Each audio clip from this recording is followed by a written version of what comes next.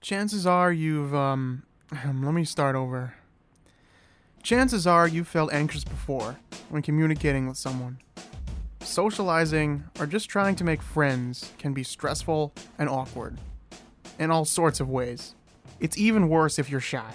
I'm no stranger to these challenges, but I relate well to those who also have these kind of problems. That's why recently, I decided to join this group on meetup.com called Number 1 New York Social Anxiety and Shyness Meetup Group. The name's a mouthful, but they're kind of an impressive group, though they're very awkward.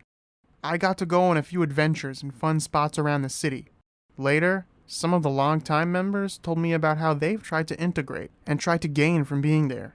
Meet Mara Rahav and Chris Burdaz. They're both middle-class professionals who moved to New York City a few years ago. They're a little more outgoing than most of the other members, yeah, but they've suffered in socially anxious situations their whole lives.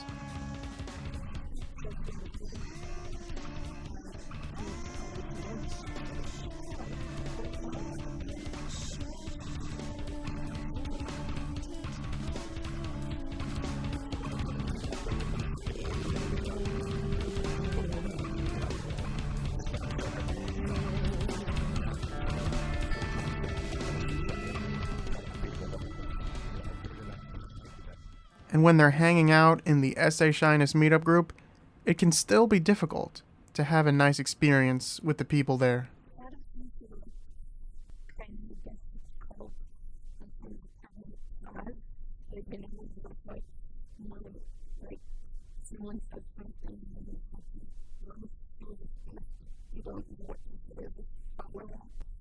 Difficult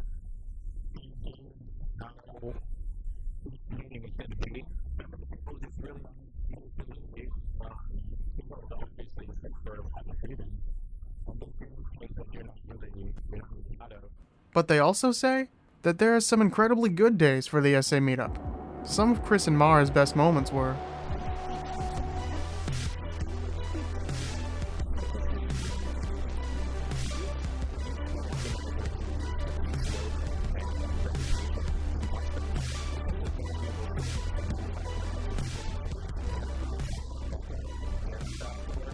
so to Chris, it's a damn good meetup group overall, in spite of all the awkwardness. Especially thanks to the support groups that they hold every few weeks. There, people talk about their own problems in small groups, and then later they get to try to socialize with each other.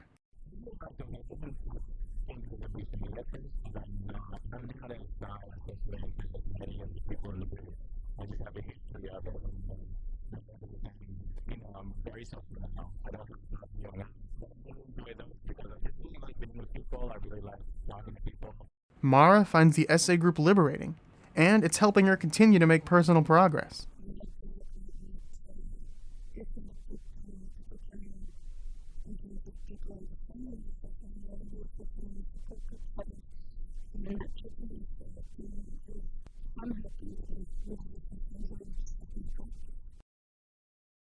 When I look back on my own experience with the group, I have to say that I agree.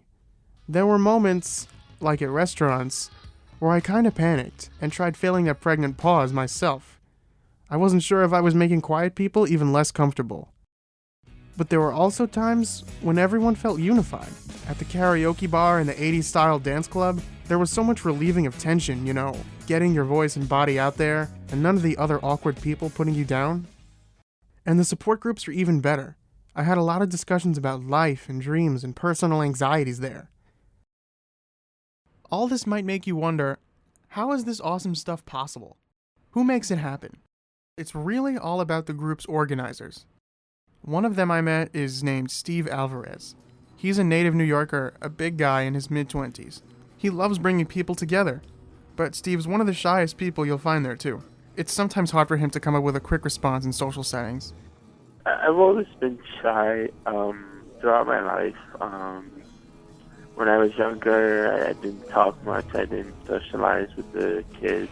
Right now, mostly I've become more outgoing in some ways, but in other ways I'm still a little held back. When it's something like an activity, I tend to be more outgoing because I can focus on the activity rather than the conversation. Steve says that he found the #1 Shyness and SA meetup group thanks to some personal connections that he made. And volunteering to be a meetup organizer, that kind of came naturally for him. I guess I just wanted to get people together, and I actually started organizing for another group, and I liked it, and I decided to organize for this group. You get to choose different activities and bring people together. It's your own idea. It's not someone else's idea. It's your own idea. There are 9 other organizers too. On the website, they're officially called the Awesome Leadership Team. Steve told me the group was originally founded by a great guy named Arthur in 2006. Now Eric, who sometimes does picnic meetups, he's the head organizer. Amanda's very active. She sets up day trips to museums and musical performances, but she describes herself as emotionally sensitive and afraid of judgment. They've all got their own social phobias and struggles with interaction, but in a way, they're true leaders for their own kind of people. In this big role of his, Steve acts like a representative for socially anxious and shy people. He has this to say to those who might not share those issues. Social anxiety is just another disorder like anything else, although it may not be seen in the same light as, something like cancer or, like diabetes or something physical. Just because it's a mental disorder, you shouldn't stigmatize it and not recognize it for what it is. It's not an easy thing to get over. If you go on the webpage, you'll find Steve gives out lots of encouraging words to meetup members when they post about being scared to go to certain events.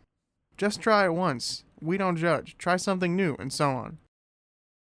He also has this to say to those who feel eternally anxious. Just to not give up, work your way up, and eventually you're defeated. Thanks to the #1 New York Social Anxiety and Shyness meetup group, I say the battle's more worth fighting than ever. Again, fully recommended. This is Matthew Black for BC Radio.